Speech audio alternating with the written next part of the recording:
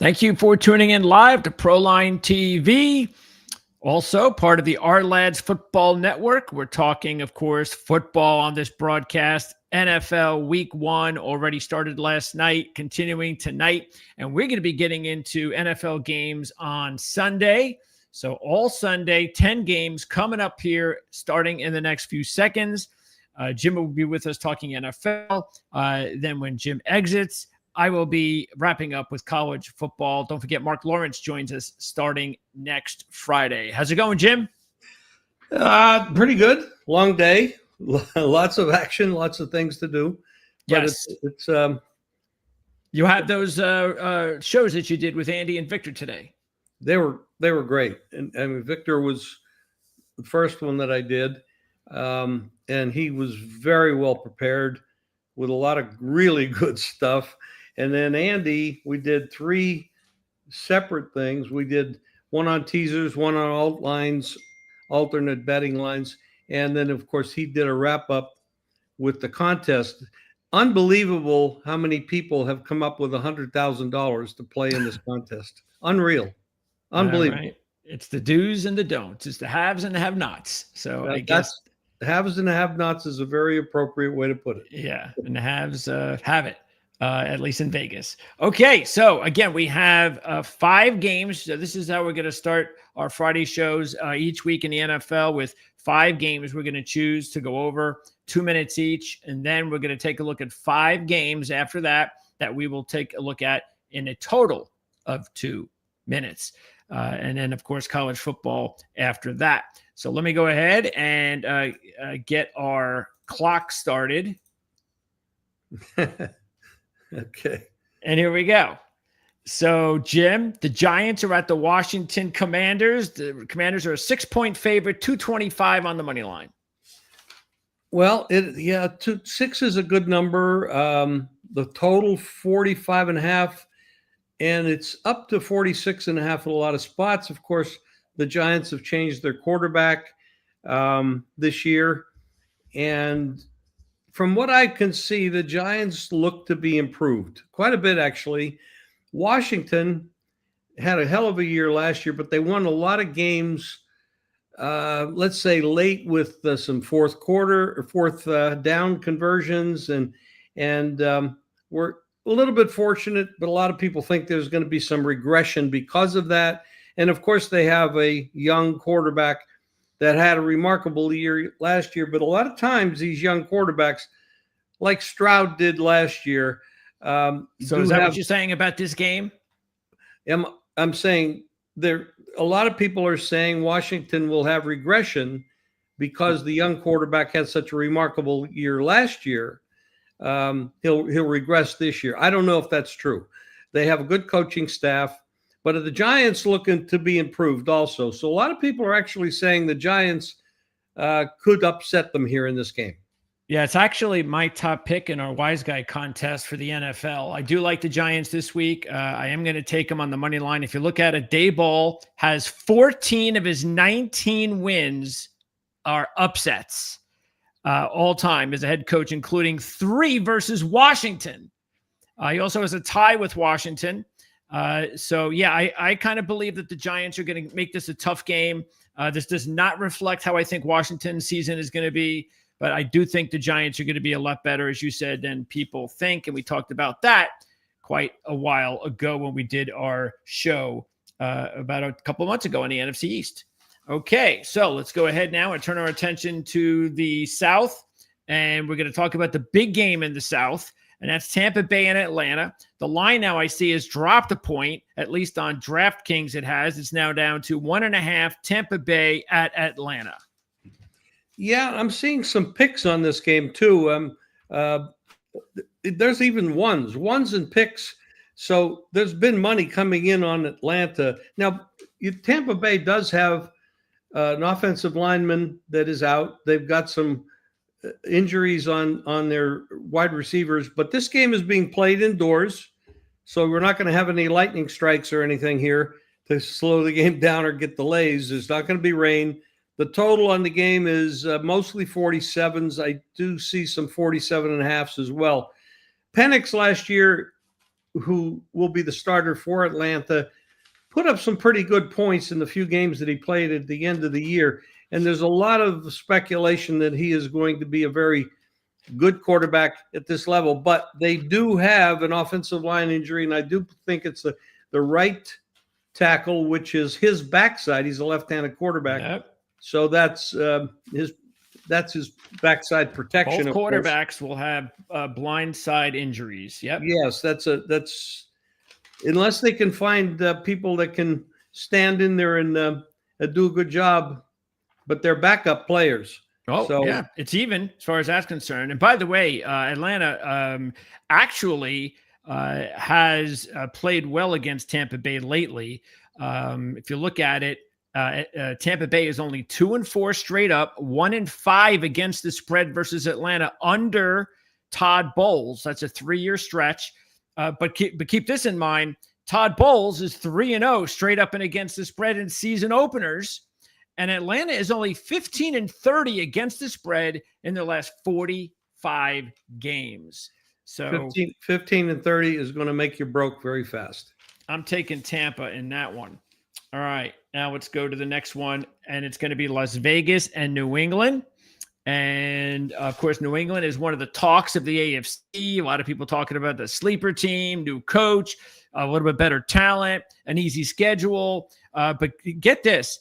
It's because the Patriots were were not a favorite all season last year. They kick off 2025 as a favorite, meaning, of course, this is Drake May's first start in the NFL as a favorite. And the Patriots are 0-4 straight up and against the spread, their last 4 as a favorite, and 31-3 ATS in their last 53. Well, they have a new coach, and they got a second-year quarterback in Drake May. The other side, though, with the Raiders, you got Pete Carroll, who is a Super Bowl winning coach, could have won a second one as well. He's also has a new quarterback there who he was the coach of in Seattle, and that's in Geno Smith. The Raiders are going to be vastly improved over what they had a previous year because they really didn't have much. The coaching, it was poor. The quarterback play was really poor. They're a rebuilding team. A lot of people think New England is going to challenge the Bills for that division. I don't believe that. I guess Josh Allen's getting hurt then. That's about the only way it'll happen. Yeah, Amari Cooper, of course. People probably just picked that up. He retired, so not sure what that'll do to the Raiders. They already have enough problems at receiver, which is the reason why they picked him up. So I'm sure now Jacoby Myers, they're not going to get rid of him at this point. The Patriots are now a 2.5-point favorite in the game, and they are 0-4 against the spread. Their last 4 as a home favorite since 2022. I'm actually going to take the Raiders in that one. I agree. Right. You agree? Okay. Yeah. Now let's go West Coast, the NFC West, and we have San Francisco and Seattle, and the point spread is now down to 1.5 San Francisco. And same thing like Tampa Bay. The spread has now gone down a point. And in this one, San Francisco, get this, both of these teams are not good spread teams. San Francisco is 5-16 in their last 21. Seattle is 14-26-3 in their last 43. But Seattle had a very important win in Week 10 last year because it snapped their 6-game losing streak against the 49ers. And I think Seattle, we talked about this before, I like Seattle as a second-place team in this division. And I think if I believe that, then I think they're going to go off to a good start and beat San Francisco on Sunday. Well, there's been quite a bit of money coming in against San Francisco. McCaffrey is hurt again, which is something that happens to him a lot. They did sign up another running back they got from Washington in a trade. Seattle in this spot, I mean, they have Sam Darnold now at quarterback. This is his first year here in Seattle. Well coached. Both teams are well coached, but San Francisco has been kind of fragile. Their wide receiver situation is tough. They got injuries there. I think this is a good spot for a home division dog. I like it too. And especially because of the fact that the thing that people need to realize about this new Seattle team, they're going to be the identity of their head coach, McDonald. He's a defensive guy. He's a Harbaugh disciple and Harbaugh disciple, both brothers. So you know that they're going to play good defense. It's probably the best defensive team that they've had since Legion of Boom years. That's how good their defense is going to be this year. They're also going to run the football. They got rid of their offensive coordinator. They got to they brought in a new one. They're going to establish their identity up front on the line of scrimmage, running the football. And I think that they're beat San Francisco on Sunday. Now let's go to a really big interconference matchup. The best one maybe of the weekend, and that is Houston at the LA Rams. And the Rams are sitting there as a 3-point favorite now. And the one thing, the play I do have in this game, because I think it's a real tough game to handicap. It looks like Matthew Stafford's going to play it all. But the thing that I found out, it's interesting. I was speaking to both my Houston and LA Rams analysts over the past week. So I got lucky that I got them in the last few days, actually. Both of my analysts predicted a low-scoring game. And so that's why I'm taking the under at 43.5. Well, this opened 46.5. Wow. And it's come, that's a big drop. We're down to 43.5, but there are some 43s as well. Like Bet Rivers has 43. There's other ones that have 43s. So I do agree. This looks like an underplay to me. I don't know how serious Matthew Stafford's back is. None of us really know that. He is, I think, 37 years old. He's been beat up a lot, especially when he was in Detroit when they were a bad team. Houston is a good team, good defense. Their offense was a little skeptical last year, but they had a lot of injuries. And I do agree. This looks like an underplay. I would not lay the points with the Rams at all. I'm staying off a side in this game, but I'm definitely taking the under. Yeah, the thing to keep an eye on is the left tackle for the Rams. Alaric Jackson is dealing with a blood clot issue, and he's supposed to play, but he hasn't practiced a lot, and so you're going up against a real dominating pass rush that the Houston has, and you got Matthew Stafford back there, so you got to take care of him. He's not very mobile, and he has a bad back already. Yep. So keep an eye on that. Okay, so that was the easy part. Now comes the hard part. We're going to go over these next 5 games in only 2 minutes. So let's start off with Cleveland at home against Cincinnati. They're a 2-1 money line play dog. Cincinnati's a 5.5-point favorite, Jim. Well, Cincinnati played their starters a little bit more this preseason than they ever have. And they are the favorite, and they're going to be a prolific offensive team with their wide receivers. They have all their money on the offensive side. They should be able to put up a lot of points. The run-pass option for Flacco could be devastating, though, because Cincinnati does not have a good defense. And this game has gone 45.5 up to 48, and the money is on the over. There is a possibility of rain there, a little bit of wind there. I would probably bet the over. All right. Cincinnati 6-0 against the spread as a road favorite last year. And by the way, they've beaten the Cleveland Browns the last 3 games, straight up ATS by 76-34. Next one is Carolina at Jacksonville. Jacksonville favored by 3.5. Carolina is a hefty plus 164 on the money line, which I think is pretty good for 3.5. I'm taking Carolina in that one. I would agree, but I would take the points. I really don't like either one of these teams. I don't trust either one of the quarterbacks. But taking 3.5 with them seems right for me. It's the battle of the former OCs from Tampa Bay, Cohen and Canales. By the way, Jacksonville just 3-9 against the spread. Their last 12 as a home favorite. Next up is Arizona at New Orleans. Arizona is a 6.5-point road favorite at New Orleans. 6.5 plus 240 for the Saints. This is the worst team in football, New Orleans. They very well may not win a game all year. I don't know that Arizona can be trusted as a full touchdown favorite on the road. But if I had to play it, that's what I would do. But I don't have to play it, and I'm going to pass. Okay, next up, we have Miami after we already lost our 2-minute bet. But keep this in mind, too. New Orleans has won 6 straight openers, and they've been favored in 5 of them. The only time they were a dog in that stretch, they won and beat Green Bay 38-3. So the Saints love openers. So keep an eye on that. Next up, we have Miami at Indianapolis, and it's a 1.5-point favorite at home for the Colts. The first game without their former owner, Jim Irsay, and the Colts have not won an opening game since 2013. Well, you have a prolific passer with Miami. Tua has almost, I don't know if he led the league in passing 2 years ago, but he was very good. Now, he is prone to getting hurt.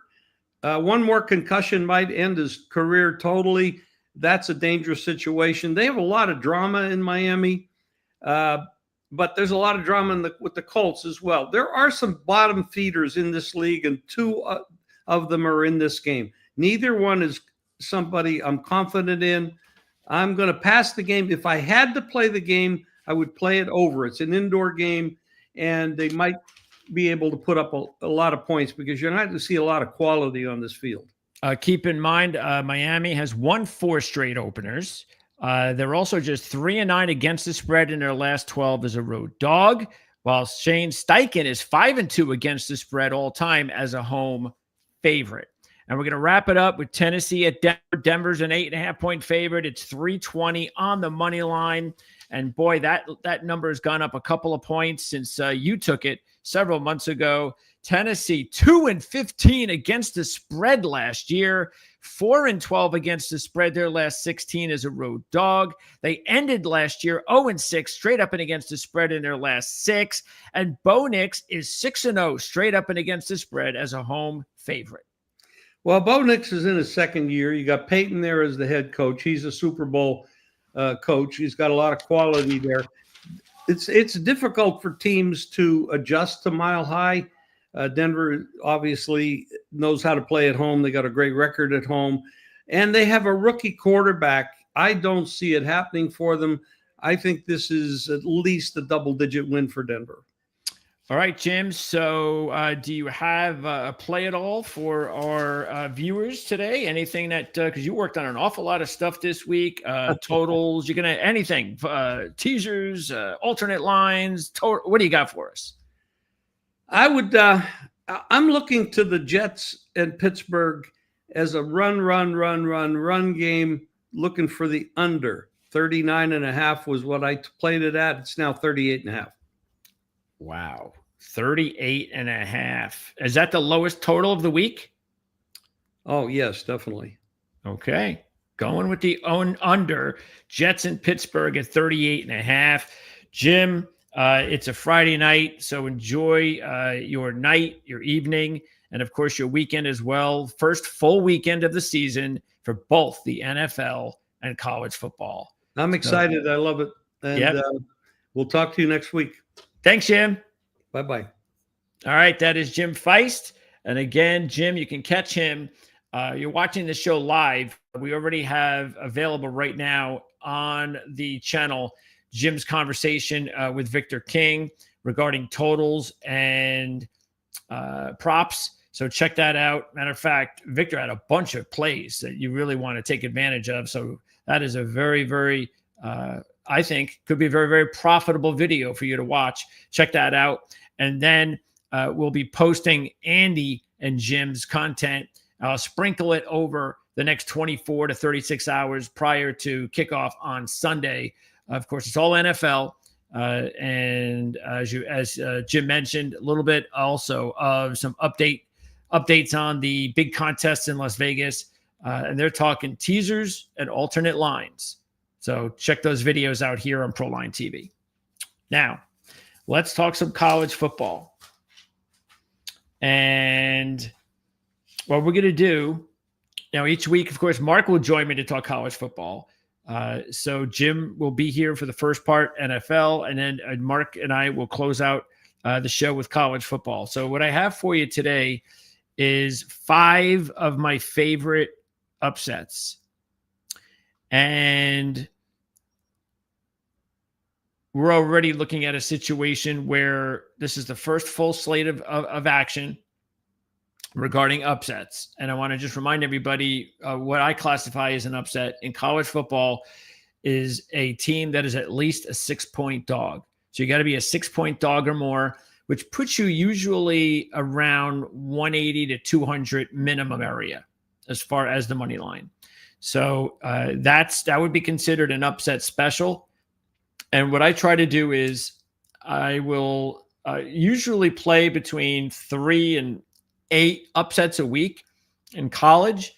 And this has really been my personal most profitable way to make revenue as a handicapper. Everybody has their niche. Well, this is mine. It's upsets, money line, college football. And it's worked for me for a variety of reasons. But one of the reasons I like it is because I don't have to be right.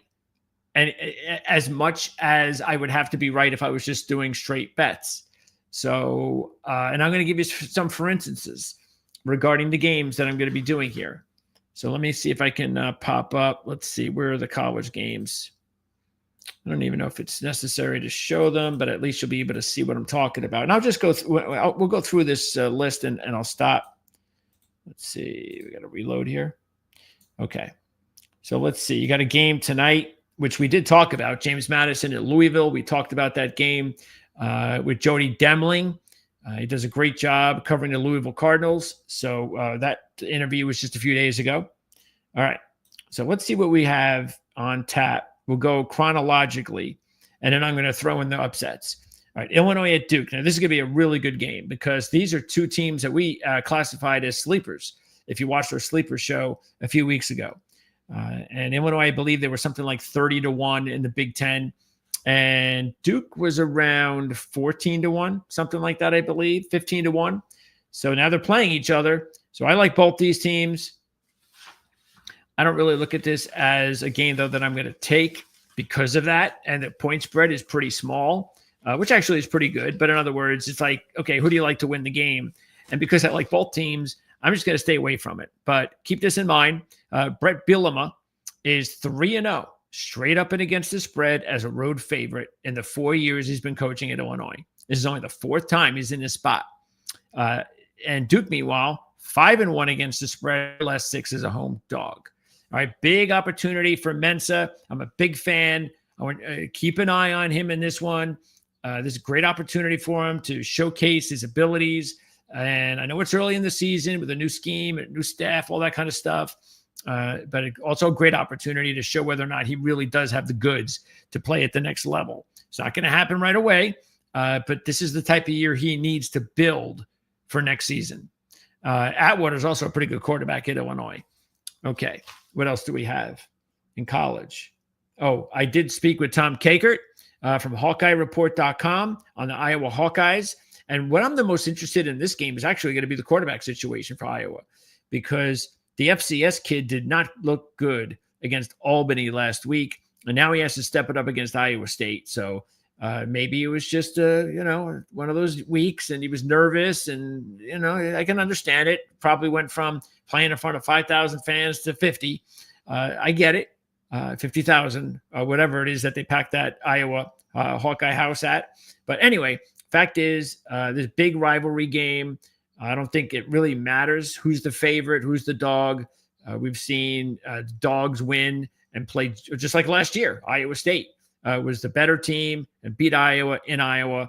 But unless they get improved quarterback play, and probably just like Tom said, you got to get turnovers. You got to win on special teams, and you have to win on defense with turnovers more than ever. This Iowa offense, it's just not showing anything. It's like every year it's the same thing. The offense is down, and you got to rely on coaching, defense, and special teams. The problem is that they had better personnel last year, and they still struggled a little bit last year, and I just think they're going to struggle a little bit more this year. This is a big game. Baylor at SMU. Big game for Baylor. They got beat up as the game wore on against Auburn. And boy, what a big win for Auburn. Remember, I talked about them. We won't be talking about them this week, but remember when we were talking about sleepers, and I put them in that list.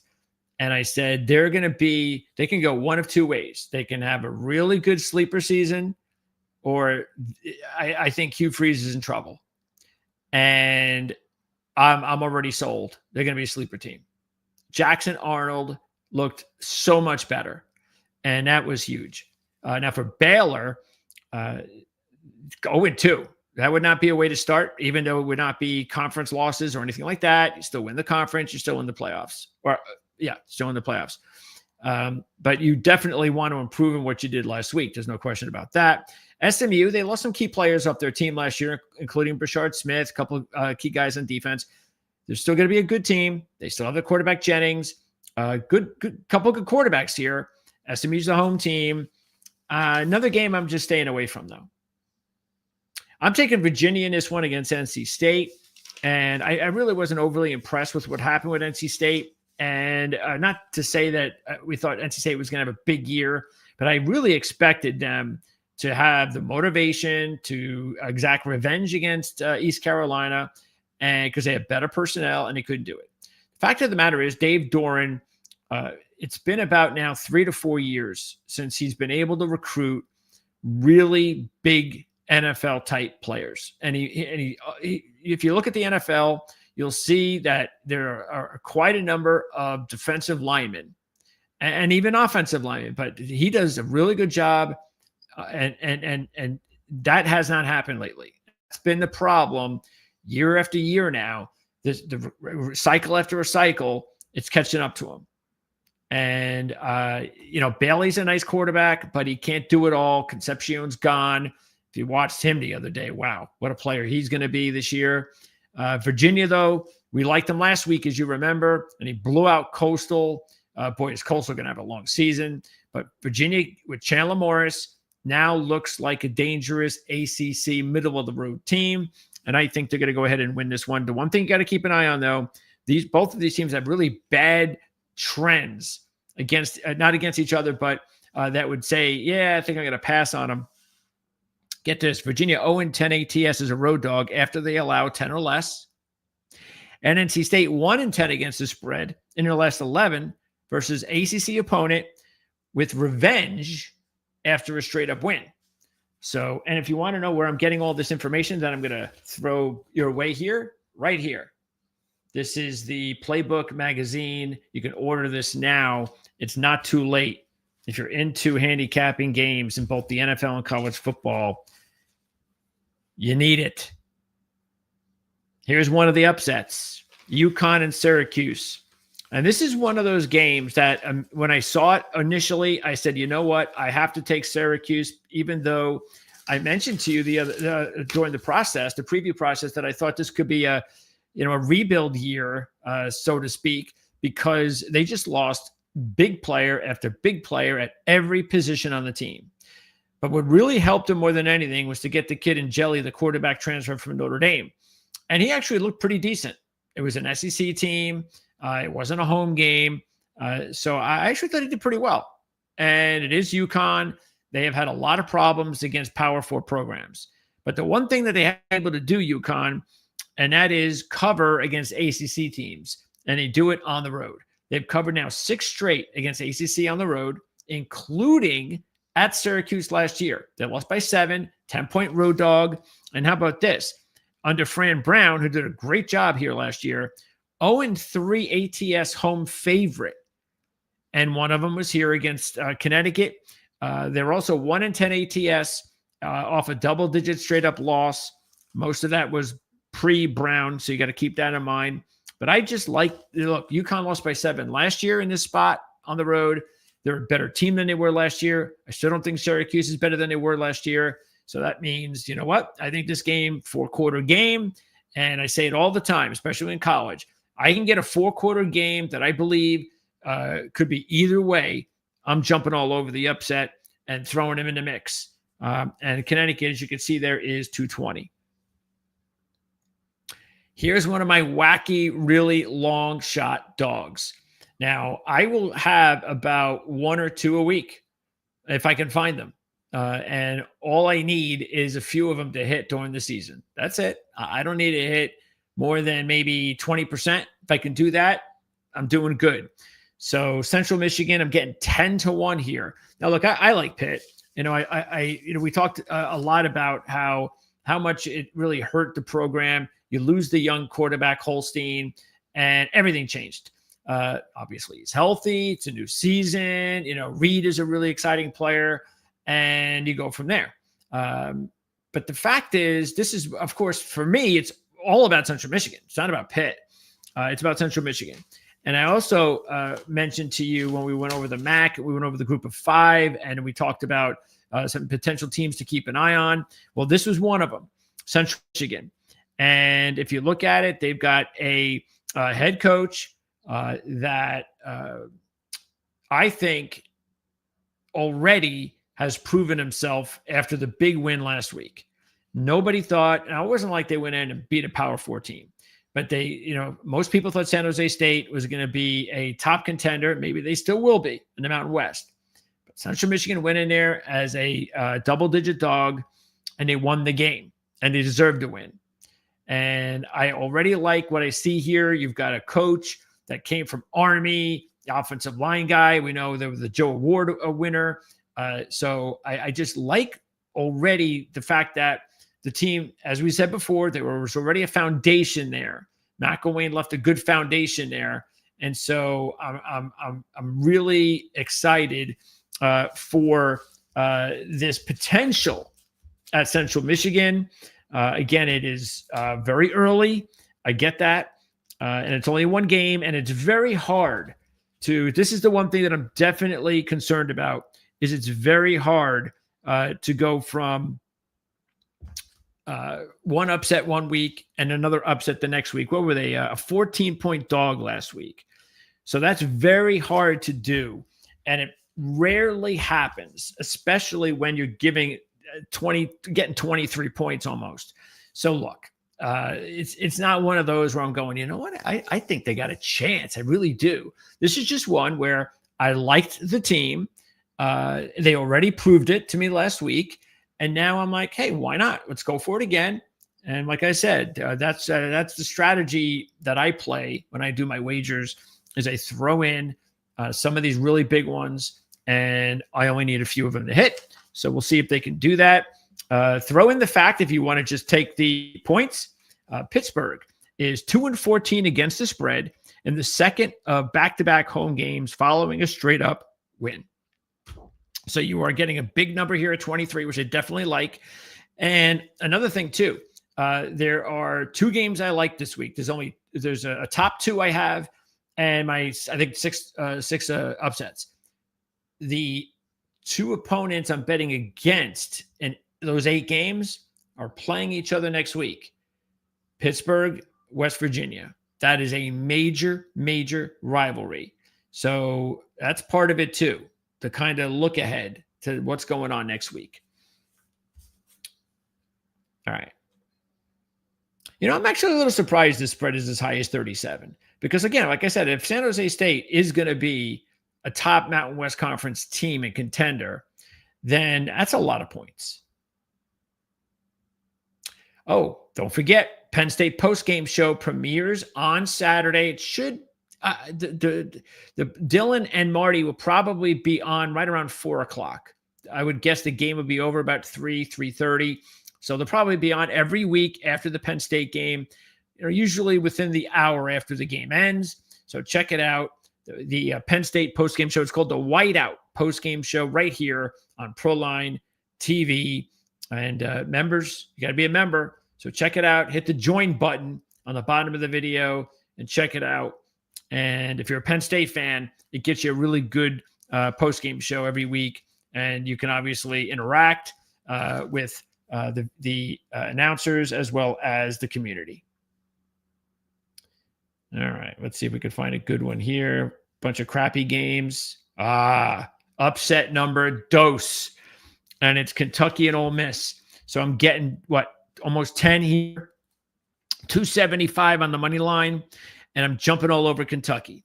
The dog in the series is 3-1 straight up, 4-0 against the spread in the last 4, including Kentucky's memorable upset win last year as a 15-point dog on the road.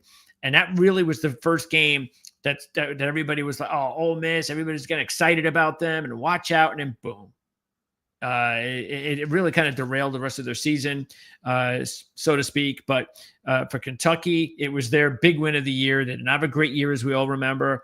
And I'm not saying that this has anything to do with, wow, I liked what I saw last week. Man, really liked what I saw. Now, I actually, we talked about that game last week, the Toledo game, and felt that they were okay. Matter of fact, I thought they might even be able to cover that game. I'm not sure. I know we didn't pick the game. But that was a good game. They beat maybe the best MAC team personnel. I don't think there's any question. People believe Toledo's got the best personnel, maybe the best coach in the MAC, and they beat them. So it's a good step for Kentucky to start the season. And how about a few of these? Now, this is not for pulling up the upset, but if you just want the points, Lane Kiffin. Well, actually, this is for the upset. Lane Kiffin is 1-4 straight up. 0-5 against the spread in SEC openers with Ole Miss. 1-4 and 0-5. So there you go. Meanwhile, and by the way, last year's matchup between these two teams was the opener in the SEC for Ole Miss. Also, if you want to take Kentucky in the points, this is a juicy one. The Wildcats are 17-1 against the spread off of a non-conference game when they take on a winning team. 17-1 against the spread. So obviously I like the 10 points, and I'm throwing it in as an upset play at plus 275. Here's another upset one, and I think this is easy. If this was at Kansas, I wonder if Kansas would be a 6.5 point favorite. Probably not. But the point is that I did talk about Missouri being a very interesting sleeper possibility in the SEC, not to win the conference. I thought that was probably a stretch, but they were not getting any respect. And Drinkwitz deserved it. And I know he lost a lot of personnel and Brady Cook and all, but they get Pabula in from Penn State. And I'm a huge fan of running back Ahmad Hardy. I don't know. I just can't say this enough that watch out for Ahmad Hardy. I think Ahmad Hardy is an SEC type of all-conference running back. I think he's got huge pro potential. And you know what? Nobody outside of Louisiana Monroe and maybe the Sun Belt and people in Missouri know who Ahmad Hardy is. I think you might find out on Saturday. But I'm still taking Kansas because I just really like the way Jalen Daniels, obviously looking at him last year, he was not 100%. So just looking now at this veteran part of his career, playing at 100% or as close to it as you can, it's just such a big difference. And it provides just so much of an advantage against teams that they played already. But now they got to step up and they go to Missouri. It's an SEC game. So they're not going to have like that edge either at quarterback necessarily. They might, but not as big as an edge as they had, as well as the line of scrimmage. But again, I think Missouri very well could win this game, could cover the game. But I will say this, I am going to be surprised if this game is not a 4-quarter game that goes down to the last 5 minutes. And if Missouri covers this game, I think in my mind, they're going to cover it by 7 points. That's it. In other words, 27-20, that kind of game. Otherwise, I really like the points, but they're at that level that I talked about. 6, and there's a money line number right around 2-1. So that fits the category. And I'm definitely putting Kansas as one of my upsets this week. Oh, my Rutgers team. The defense is a long way to go. And I'm definitely concerned with their hire. All Rutgers fans are concerned with the hire. Losing Harasimiak at defensive coordinator is a big blow. They lost a lot of key players. They're relying on transfers. So the defense is going to be a work in progress. But the defensive coordinator, I mean, we've done that, been there, and in one game, it just looks like, oh, here we go again. So what I will say, though, is that for Rutgers fans, there's a lot to be excited about because the offense just looked really – it looked like they did, and we thought they were going to be from what we saw at the end of last season. They're going to score a lot of points. And now here's the deal. Miami did not score last week. And I know Wisconsin doesn't have a good offense. I don't even think Wisconsin's very good anymore. We've told you that. So I don't know. Look, the defense can't give up a lot of points here. If they do, I'll bet they are in trouble after what happened with Wisconsin game last week. So even though Miami's got that Toledo quarterback that made the return, he was all MAC, comes back this year, but first game we're seeing nothing because Miami of Ohio still doesn't have the skill position players that Toledo had when Finn was there. So if Rutgers does not win this game going in, they need to win this game at halftime. And if they're not, because I don't see any reason to think that they're not going to score points. So therefore, if they're scoring points and it's a tight game in the second half, that means they're giving up points. And if they're giving up points to Miami of Ohio after what happened last week, maybe they're not going to be as good as I thought. That defense has got to start showing improvement. I'm actually taking Navy in this one. I know it's a big number, but if you look at this game here, let's see. Navy, check this out. Navy 6-0 against the spread after they score 35 or more. 2-0 straight up ATS the last 2 years when they've matched up against UAB as conference rivals by a 72-24 margin. UAB 1-17 straight up on the road the last 3 years. And 0-10-1 against the spread off of a double-digit straight-up win. And you know what that double-digit straight-up win was? They won like 52-42 or 42-32 against some FCS team, some not very good FCS team. I think Trent Dilfer's in trouble. So, yeah, I'm taking Navy. It's not a top pick, but I'm taking Navy. North Texas is a game that you might want to take a look at. They're 9-1 against the spread the last 5 years when they take on an opponent with a win percentage of 400 or less. Of course, Western Michigan actually did not have a bad opening game. They covered the game against Michigan State. And look, the only reason that I'm not taking the game is because I've said to you the same thing about Western Michigan I said about Central Michigan, vice versa, that Lance Taylor, I think he's the right guy for the job there. And I know the quarterback that they have, the new quarterback, also an FCS guy, looks good to me. And I just think that a little home now, step down in competition will help him. But under Taylor, the Broncos are 0-3 straight up and against the spread as a home dog. So that's not good.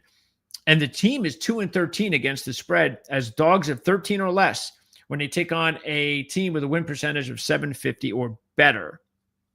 So the trends are telling you to take North Texas, but I am going to take Western Michigan. And you know what? I'll probably throw in a few bucks on the money line myself. It's not going to be one of my money line plays, but I got to put my money where my mouth is on Western Michigan. Mark Lawrence talked about this game on the Playbook ATS show yesterday. He likes Texas State.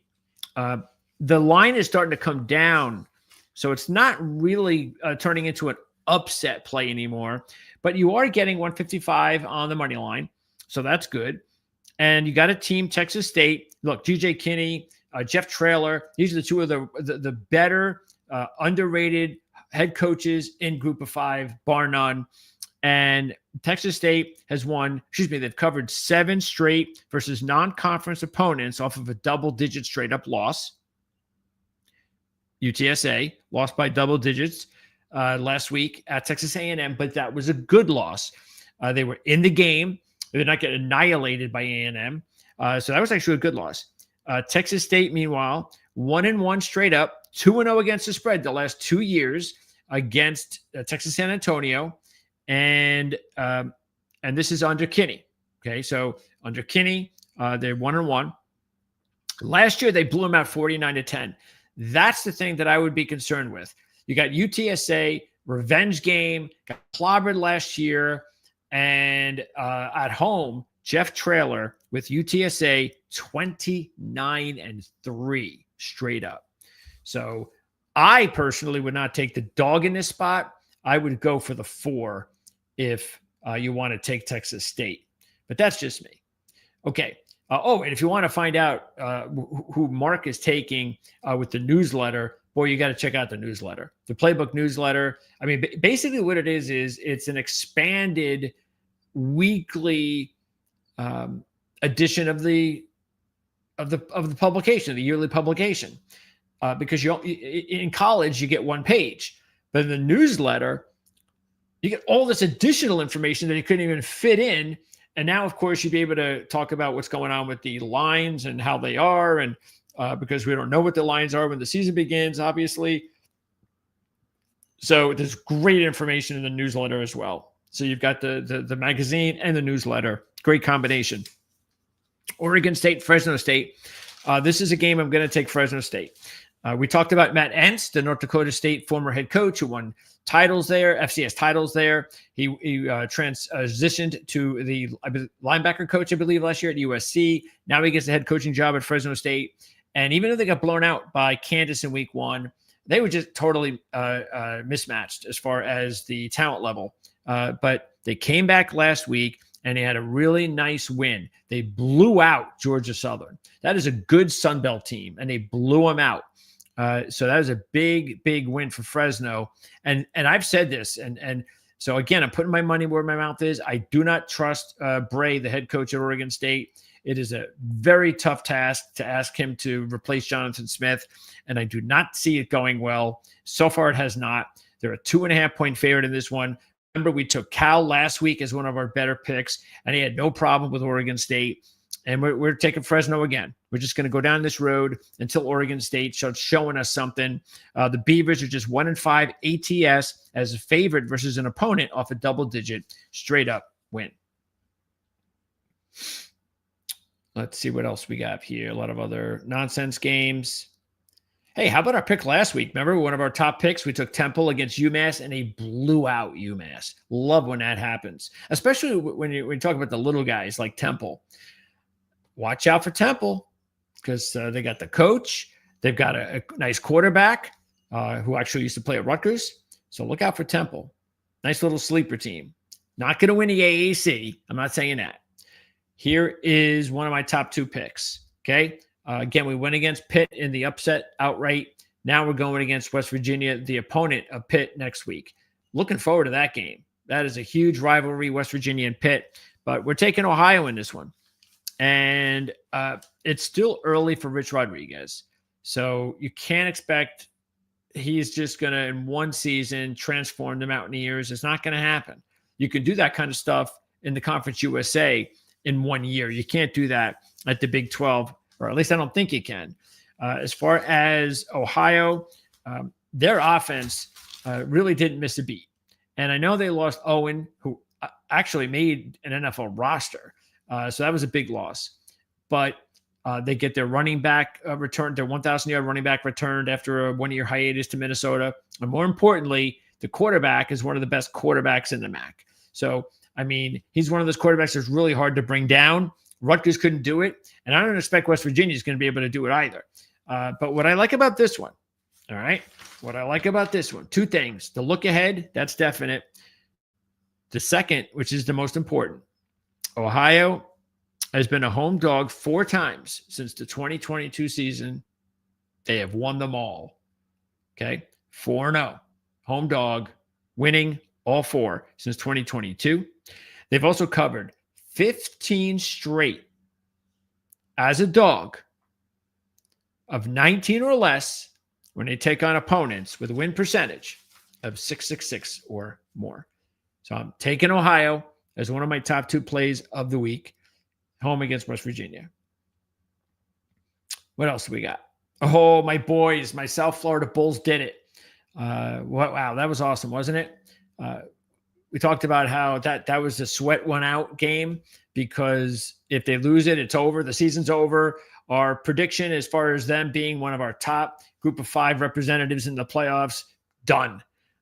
They just couldn't. They had no chance. Because even if you win the game, you still got a long road ahead. But at least now they're in the game. But in order to prove that there was no fluke and they're a team to be reckoned with, and it's also very important, style points. Okay, at the end of the season, let's say South Florida is one of the top 2 or 3 teams now people are looking at. Let's say they win the AAC. First step, win the AAC. Second step, you're going to now be in that situation where, okay, you got the AAC champ, you got that champ and that champ. All right, who's it going to be? Well, they're going to look at the wins, and they've got a nice win against Boise. That's great. That knocks out Boise. That probably knocks out the Mountain West competitor. But what about style points? What about the next 2 games? Florida, Miami's next week. You can't get blown out here. You cannot. Now, I know it's going to be tough. That first game. But as much as that was a big game, first game of the season, they get Byron Brown back, national TV. These next 2 weeks are huge. These are the players that play with the same players in Florida. These are the same kids that high school, they go up against each other. And for the most part, most of the kids that stayed at South Florida or couldn't get to Florida or Miami will be looking up at those guys, or have been looking up, and will continue to do that. But then they get the chance to play them finally. And now they actually have the confidence in saying, hey, this is just not about me going one-on-one with you and trying to get mine, but we can compete against you guys. Well, let's see what we can do here. Now, I don't think Florida is yet at the point where they can just be like, oh, yeah, we're Florida like we used to be, and we're going to steamroll you. I don't think so. There's no question that there's talent there at Florida, of course. Lagway, a quarterback. You know, the team, Napier did a really good team of getting that, a really good job of getting the team settled and having a nice second half, or he maybe not even be here.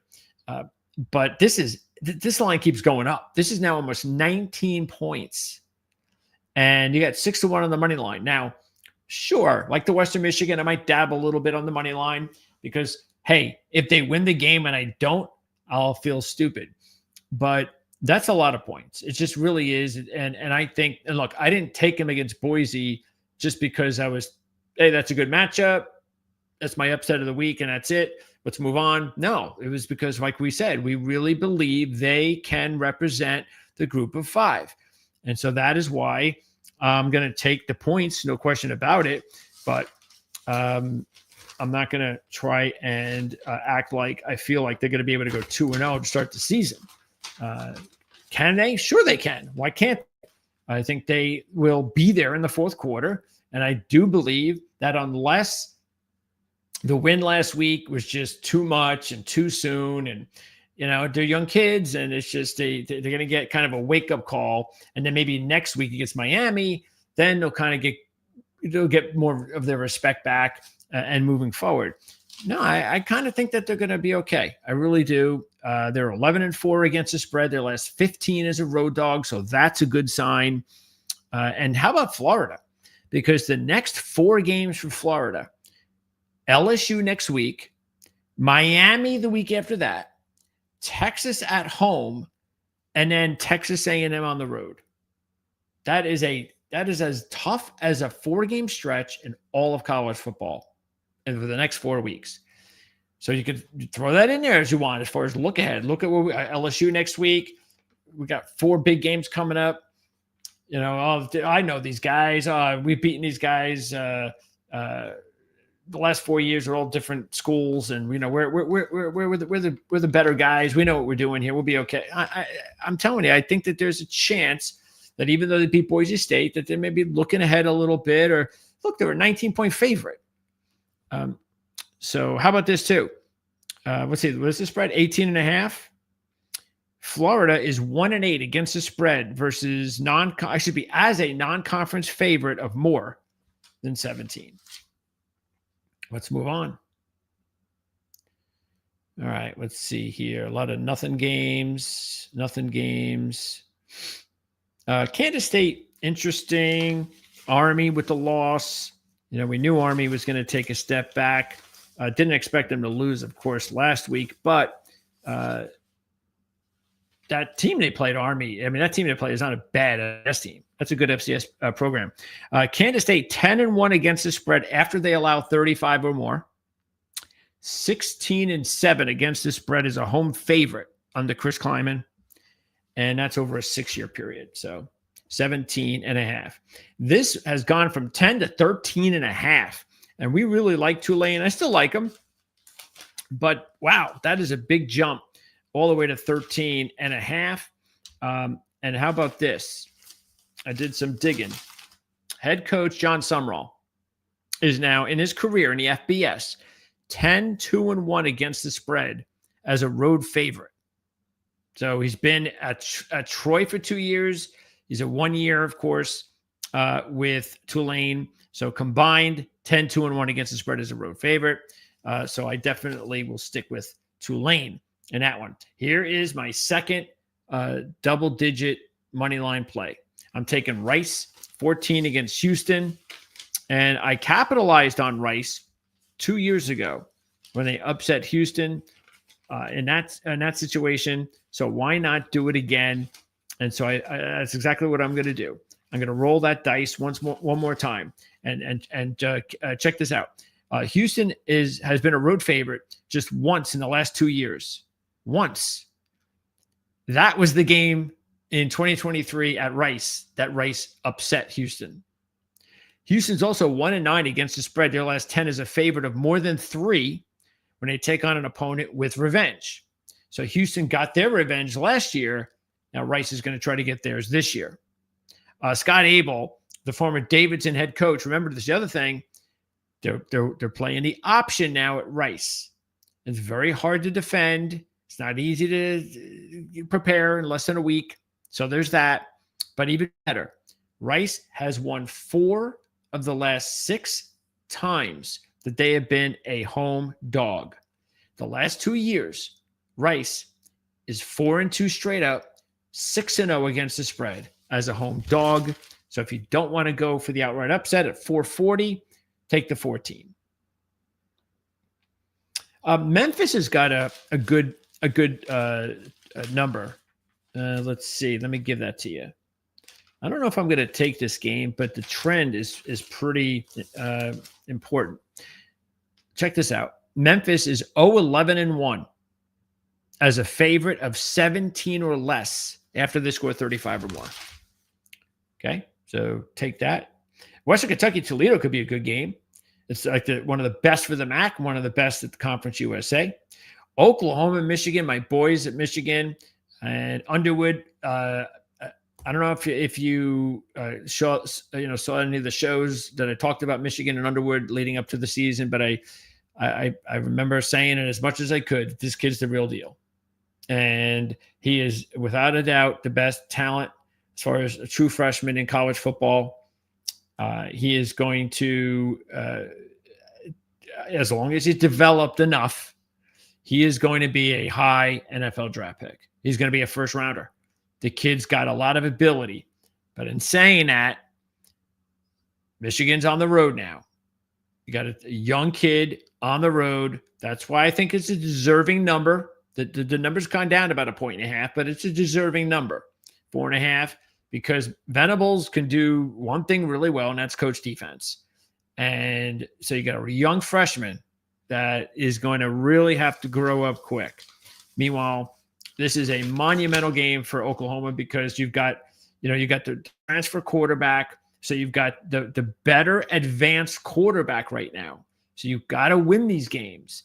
And if you're going to put yourself in position at the end of the year to look at schedules and say, hey, or if we have 3 losses, do we have enough big wins? These are the types of wins you need if you're Oklahoma.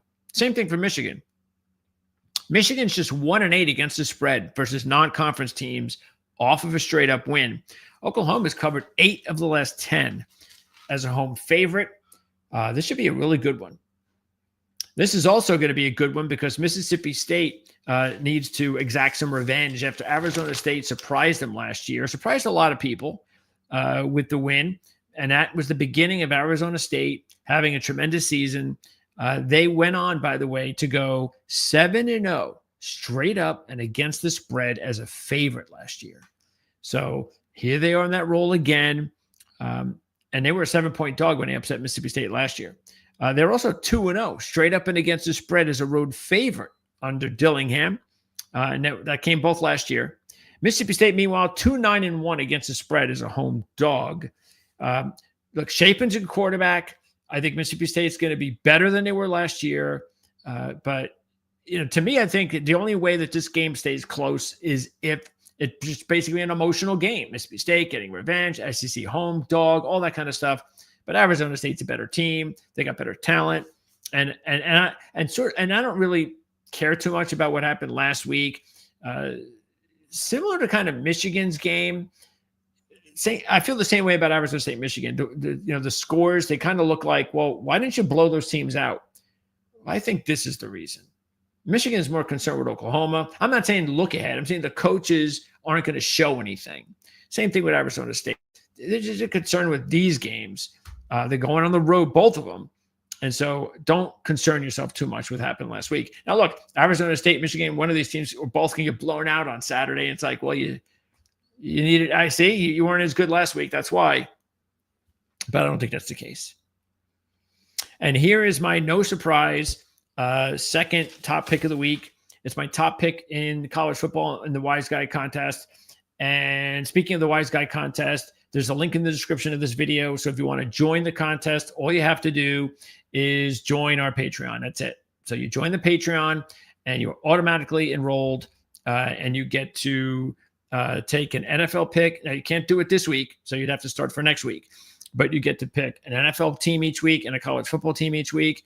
And we have, we have some cash prizes depending on how many enroll.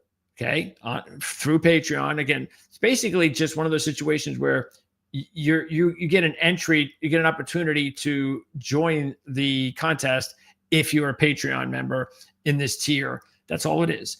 But it's also kind of cool if you are put into a contest with legendary handicappers, and it gives you a good opportunity to size up against them and see how good you are. Anyway, getting back to this game, Vanderbilt is a 1.5 point dog, and I'm going to be jumping on Vanderbilt a lot this year as a dog. I expressed my feelings about them a lot when we talked about the SEC earlier this year. Check out Pavia, the QB for Vandy, 12-2 against the spread as a road dog in his last 14 games, including 5-0 last year. So this is a great spot for Pavia. The Hokies are just 0-6 ATS versus non-conference opponents off a straight-up win.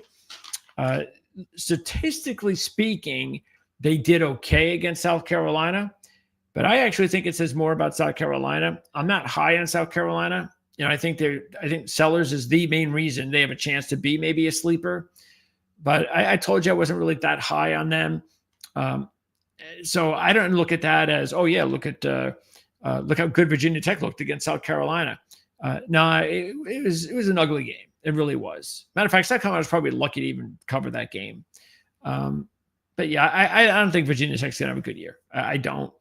So I would be surprised if Vandy loses this game because I do have a lot. I do think they have a much better year than people think they're going to have, and they're going to be better than last year. And if that's the case, they've got to win this game. Okay. Oh, Helton returns to USC. Just figured I'd throw that in. So I don't know if maybe he was looking ahead last week when his team got blown out by Fresno. Michigan State, 3.5 point home favorite against Boston College. And in this one, to note, Michigan State 0-3 against the spread as a home favorite last year under Jonathan Smith, but they did win 2 of those games. Okay, so only the spreads, they lost all 3. And this is a revenge spot. BC beat Michigan State last year by 4 as a 4.5 point home favorite. This is also a big line I'm kind of surprised about. Look, there's no doubt LSU and Texas can win these games like 50-0 if they had to. And they might win and cover these games.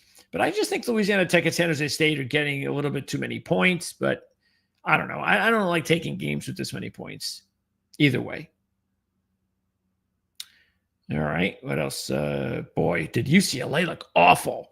I think UCLA's in trouble. I really do, which is why I'm going to take UNLV in this game. I need UCLA to bounce back at some point, and maybe this week, to prove otherwise. The spread's gone down a point. They're 1-12 as a non-conference favorite of less than 18. UNLV does not have some good trends either. One of them is they're 1-6 ATS less 7 as a non-conference home dog. They might actually be favored by game day. Keep that in mind. It is tomorrow night. But look, Mullen's a good coach. He's going to have his team ready. UCLA, I like Foster. I don't think it's his problem, but I just think the whole deal with this quarterback transfer, it might have just really messed things up for UCLA. So I actually like UNLV in this game. Okay, can you believe San Diego State's only a 1.5-point dog at Washington State? Hawaii, check these trends out for Hawaii. So they, at one point, they were, I think it was 2-16-1 against the spread as a home favorite. Actually, I think they were 1-16-1 as a home favorite. But now they have won their last 3. So they might have been 0-16 because I checked it out, and they've now covered 3 straight as a home favorite. So that matters more than what you were before, especially since this is his best team, Chang's best team. And we talked about that in the beginning of the season. But this is not wrong. This is not, they don't get any points for this. No pun intended. Hawaii 0-13 against the spread as a home favorite of 3 or more versus an opponent off of a loss, straight up loss. But I can't take Sam Houston, so this is one of those games I'm just going to stay away from. But I do need to find out also before I go betting Hawaii again that their quarterback is healthy. Okay, because he didn't look very good last week. I know they were overmatched, but they're a better team. They shouldn't have lost that big. I think so. I need to see this quarterback healthy again, and when I see that, then I'll jump on him again. Sam Houston is not. I don't think they're going to have a good year. I've said that before. I don't understand the hire. Maybe it'll take them a while, and things will get going, but I don't know. They've lost their first 2 games by a 79-45 margin, losing both covers. Look, if I took the game, I would clearly take Hawaii, but I would definitely want to know about the quarterback and make sure that he is 100% or close to it. I think that's it. Yeah. All right. That's it. So who did we have for our, let's just go over our dogs again. Kentucky, Kansas, Connecticut, Central Michigan, and Rice. And our top 2 picks are Vandy and Ohio. I also want to thank you for tuning in with us earlier when Jim Feist was here, when we talked a little NFL. So if you were watching live and came in late, the first half hour or so was NFL. And so we went over 10 games in the NFL on Sunday's card. The games that we did not talk about were games that we did talk about on Thursday on the Playbook ATS podcast. You can check that out, of course. It's available on our channel. And so we went over, and same thing for college. We didn't go over a lot of big college football games, though. So mainly it was the NFL. So, we talked about the Monday night game. We talked about a few other games. So if we didn't talk about an NFL game or 2 on this show, then for sure we talked about it on Thursday. So next week, Jim is going to be back talking NFL. Mark is going to join me, so I won't have to do this college football stuff by myself. So starting next week, Mark and I will have a bunch of games to talk about. We'll get Mark's opinion, so it's more than just mine, and that's very important. And then, of course, don't forget, next week is the first full week of our schedule for the rest of the season. And it begins with Jim on Monday morning. He's going to begin every week on this channel by looking at the early lines in the NFL, and he's going to try to give you a little bit of tips and insight on how to take advantage of those early lines. So that'll be every Monday morning, and that kicks off the week. And then it's wall-to-wall football. I'm still going to be doing interviews with college and NFL contacts, but these interviews would be a lot shorter. We're just going to dive into weekly games or, big stories, big moments, things like that. And then, of course, Jim's going to have his shows with Andy and Victor. Mark's got his playbook show on Thursday. And then, of course, we're doing everything else that we still are doing, like the horse racing, the NASCAR, and so forth and so on. So have a great weekend, everybody. Enjoy the game. This is already kicked off in Brazil. I know I am. I've got a couple of players, fantasy players in there. So I'm going to enjoy it. And I'm going to enjoy the first full weekend of NFL and college football. And I hope you guys do the same. Of course, don't forget to subscribe, like, and share. All that stuff is very important for the growth of our channel. So if you want to contribute to the channel, that's the best way you can do it. And thanks a lot for tuning in. We'll see you next time. Have a great weekend. And I'll see everybody tomorrow night when I talk some NASCAR starting lineup report. It's a night one. So I'll be on at about 6:30, 7 o'clock tomorrow night for the qualifying report after the race, the qualifying and practice at Gateway. Kevin Rogers will have his NASCAR report sometime probably early tomorrow. And that should do it, I think, for our coverage this weekend. But look out for the videos that Jim produced with Andy. They recorded them, and we'll be posting them all weekend long for alternate lines, teasers. And if you're really interested in those big Las Vegas contests, Andy will give you an update with that as well.